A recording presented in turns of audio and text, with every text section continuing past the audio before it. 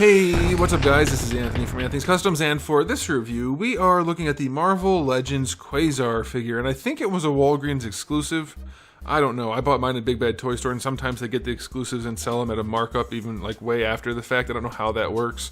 Like maybe Walgreens is selling them leftovers. I don't know how that works, but that's where I got it from. I think that's the case. I'll check, and if it is a Walgreens exclusive, I might have said Walmart. If it's a Walgreens exclusive, I'll have it in the title. Anyway, this is another turd.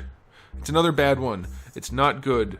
It's not as bad as Binary, but it might be. It's pretty bad. So let's go ahead and get it off the stand and take a closer look.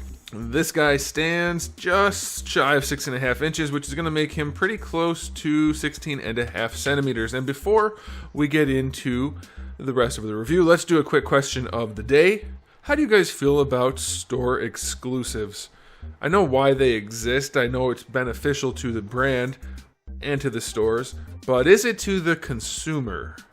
I would argue it's not. Let me know how you guys feel about it. Generally, I don't care because they're not that hard to get usually. Even if you have to go on eBay, most of these things don't cost that much. That being said, I need to get a Walgreens Moon Knight, and those are all but impossible to find thanks to the TV series, which some people loved and some people hated. We won't get into that. Second question, you can comment on that if you want to. Okay, so let's talk about this guy here. Now, there's a very interesting thing about this figure in that it does a few things incredibly well. By Marvel Legends standards, this is one of the best figures in a few ways. Now, in other ways, it's one of the worst, which is, I guess, par for the course. So we're going to start with the aesthetic. First things first, the cape. I love it. I don't love that it's not really connected to anything, but it sits nicely. That's fine. I'll take it. But it isn't connected. It does flap around and rotate. But they did actually do a little bit of sculpt work up here around the collarbone, the clavicle area. I like that. The print work right here for his little logo thingy, that's really nicely done. Gold shaded to silver. Love that. And the inside of his cape, while not perfect, you can see there are some dull stars in there. It looks really good, and this figure had such a chance to be one of those like really cool, unique looking figures, kind of like the old Genus Val figure that was transparent and had the specs on him. And it looks so good. Those two things look awesome. That's almost it. I'll give it the head sculpt. The head sculpt is pretty nice. The hair is okay. It's a little... I know it's like the older look for him, but the hair is a little bit more dated than I would like, because a lot of the times it's like windswept or something. I think they could have gone with that, but whatever. It's sculpted well, it's painted well, the face is painted well, it's really just the eyes and the eyebrows, except the eyebrows are like bleach blonde, which is weird because his eyebrows should be darker than his hair. Like that, sorta. Anyway, the head's overall really good. The cape is overall really good. We have some new arms on this guy, even though it's a Bucky cap build mostly. We have some new pinless arms, which are actually sculpted really nicely. I like that. The Bucky cap body is still one of the best sculpted bodies, but everything on this figure is bigger than it should be for the body. Most of the legs are Bucky cap also, but his arms are too big for his body, and his lower legs are way too big for his body. We still have that syndrome where the lower legs are way bigger than the upper legs, but his feet are also gigantic on this release. So his proportioning looks really weird. It makes his body look tiny, and his limbs, his arms and legs look really, really long. So that's very strange looking. It throws off the look of the figure significantly. His quantum bands, which give him all of his power. This guy's not the dopiest character ever, I promise. They're not painted very well. They're not terrible, but they're not good. I don't know if you're going to be able to tell on camera, but up close they look pretty sloppy. And now we have to talk about the bad parts. The reds, oh boy, do they not match. The torso is super shiny. The shoulders are more of a satin. The red paint here isn't even close to the same color in person. Maybe on camera it looks okay. It's not. It's not even close to the same color. Down here, the painted red doesn't even come close to matching the boots in finish or color. It looks rough.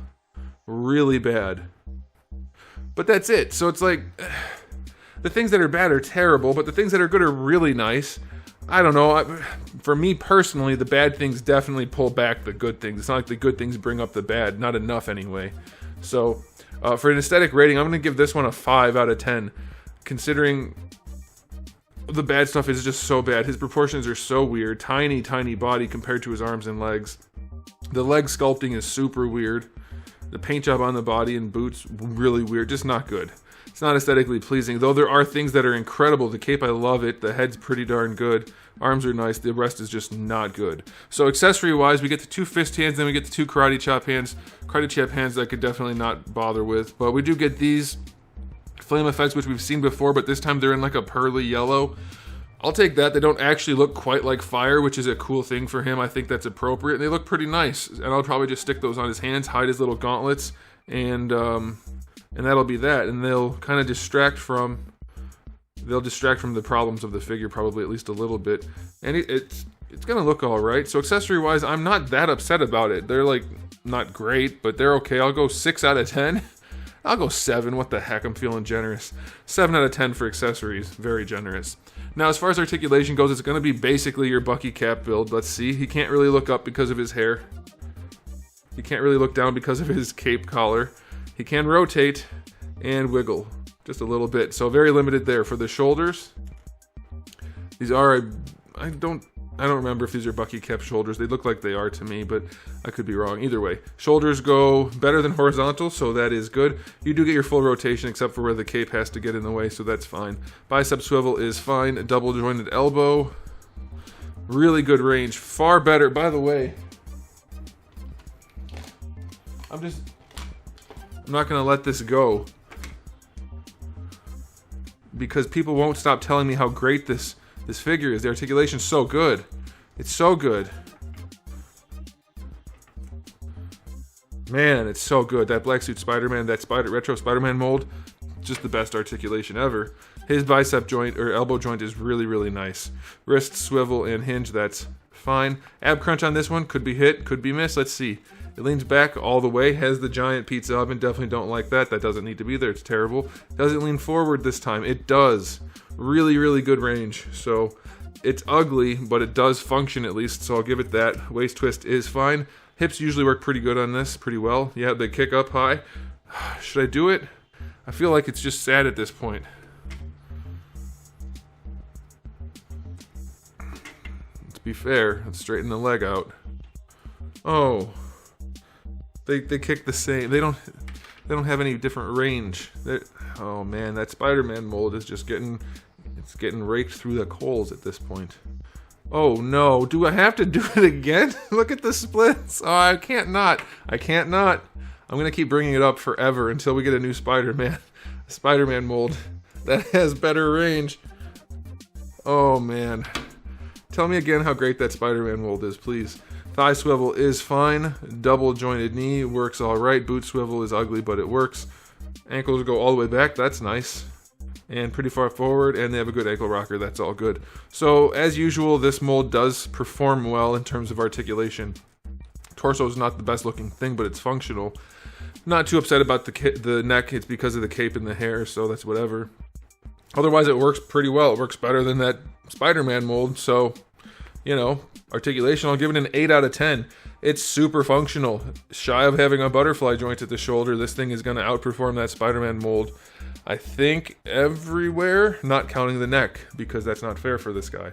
So, it's not a terrible release, it just has some terrible features. It does have some really nice features, so you're going to have to do like I always tell you to do and decide what's important to you. For me personally, the red's not matching throws off a lot, but I might be able to overlook that. I think I might stick it on a shelf with the glowy things on the hands and call it a day. I think I'll be okay with it. But as a reviewer, I have to give it a final rating of only 7 out of 10. Those bad things do pull back the good things. And I do think this guy originally came out at the $20 to $22 price point, so I'm not going to drag it too hard for that. It is $30, I think, at Big Bad because it's an exclusive, if I'm right about that. So yeah, there are definitely some setbacks here, but there are a lot of nice things. I'm really pleased with the cape and the painting on the chest. Head looks good, effects are nice and pearly, I like that. And it poses well, so if you want to pose this guy, you can pose the heck out of him. So yeah, it makes up for it in some ways. So I guess that's it. Let me know how you guys feel about it in the comment section below. Thanks for watching. If you enjoyed the video, please give it a thumbs up. If you didn't, you can give it a thumbs down. And if you haven't subscribed, you might want to. I have new videos almost every single day and thousands already on the channel. So make sure you come back for all of that. In the meantime, keep collecting.